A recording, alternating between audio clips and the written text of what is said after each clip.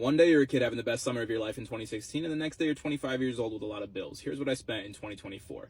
For some context, I'm 25 years old, I work in sales and marketing, I make roughly $150,000 a year, my net worth is about $500,000. I live in South Florida with my parents currently. As I said, I recently moved back in with my parents to save money, and they don't charge me any rent, but I like to give them at least $500 a month just to make sure all their expenses are taken care of and just to show that I appreciate them. I know people are going to get mad at this one, but I spent roughly $20,000 on watches and jewelry. I'm not someone who buys designer or a bunch of fancy clothes, but I do love watches, and this year I bought 2 of my dream watches and I spent some money on jewelry. I would take a loss on some of the jewelry, but the watches have both appreciated since I bought them. Think of it like a savings account on your wrist. Next up, we have my car payment, which comes out to a little bit over $9,000 for the year. As I said, this is almost paid off, so it'll be nice to not have to spend that $700 a month.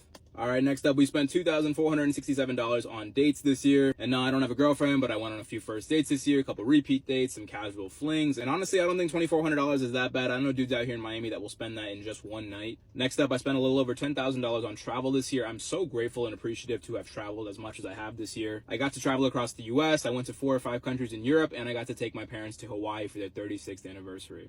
And then we have my phone and subscriptions, which comes out to a little bit over $1,600 for the year, which honestly isn't that bad. All right, next up, we got gym, fitness, and supplements. I spent a lot of money this year than I have compared to other years, $2,400 for the year, and that's only because I tried out a bougie-ass gym for the first time, $300 a month. I wanted to try out Equinox, I wanted to try out Lifetime and see what all the hype was about. Next up, we got haircuts. That's about $600 a year, $50 a month. I'm like kind of nervous to show you the next screen because it's eating out, and this is my biggest splurge by far. I think the biggest quality of life improvement when you start making money is the ability to eat out whenever you want. And I definitely splurged a little bit too much. I spent a lot of money on eating out, and I told myself I was going to cut back next year, but I'm actually not going to do that. I'm just going to make more money. Continuing on the food, we have groceries, a little bit over $3,000 spent.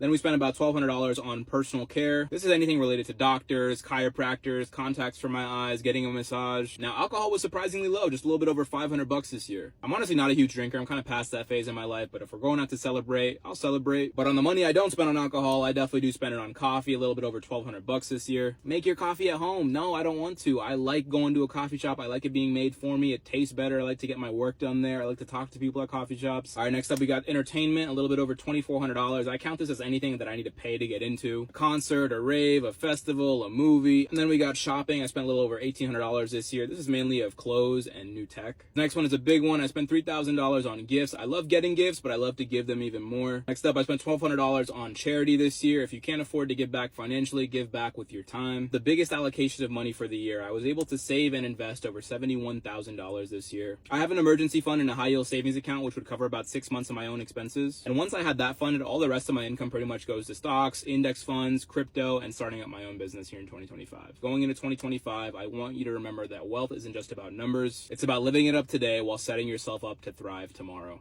Peace.